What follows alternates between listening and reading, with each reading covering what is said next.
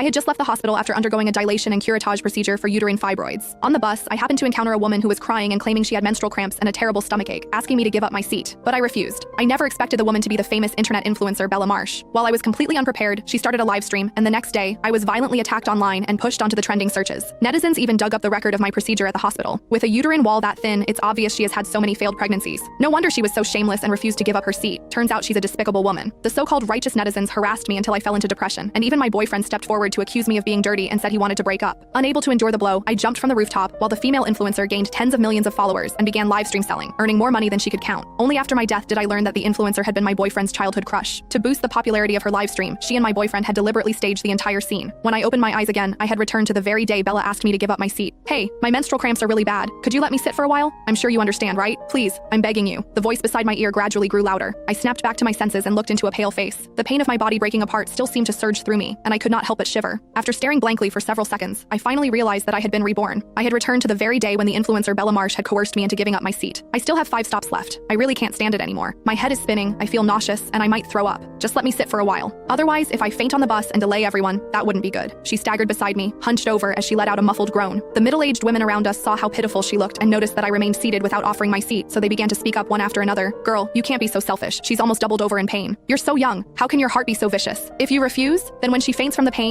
you'll have to take responsibility for wasting everyone's time on this bus. Even my boyfriend, Felix Gray, who stood beside me, began nagging me. It's just giving up a seat. You're acting like it's going to kill you. You're usually generous and kind. Did something possess you today? You don't look sick at all. Get up already. In my previous life, Bella had begged me again and again to give up my seat, manipulating everyone to take her side. But I had just undergone a dilation and curettage procedure for uterine fibroids, and the doctor had warned me not to stand for long periods, so I refused her. Who would have thought that the elderly passengers on the bus would all accuse me of being vicious, while my own boyfriend would call me cold-blooded? I thought I would at most suffer a few misunderstandings. I never expected that the very next day I would appear on the trending searches. It turned out Bella had secretly live-streamed everything. She even encouraged her fans in the live stream to harass me online. Babes, I never expected a woman to show such hostility toward another woman. We're all women. We should be helping each other. If every woman with painful cramps met someone this selfish, what would happen? Netizens even dug up the record of my procedure at the hospital. She came to our hospital yesterday for a dilation and curettage procedure. If you know, you know. Someone claiming to be a nurse from a major hospital even posted a photo of my surgery consent form. The words dilation and curettage procedure stood out glaringly on the page. With a uterine wall that thin, it's obvious why she has had too many abortions. No wonder she was so shameless and refused to give up her seat. In an instant, the so-called righteous netizens tore into me like a swarm. I collapsed into despair and depression. The man I had dated for 5 years immediately stepped forward to declare that he had never slept with me and had never gotten me pregnant, loudly proclaiming that he refused to be someone else's backup and wanted to break up. Unable to bear the blow, I jumped from the rooftop while Bella gained tens of millions of followers and began live stream selling, earning more money than she could count. Even after death, my resentment refused to fade and my soul lingered for a long time. 1 month after my death, Felix moved into Bella's luxury apartment and the two of them began dating. Only then did I realize that Bella had been Felix's childhood crush, and she had never suffered from menstrual cramps at all. She had simply worked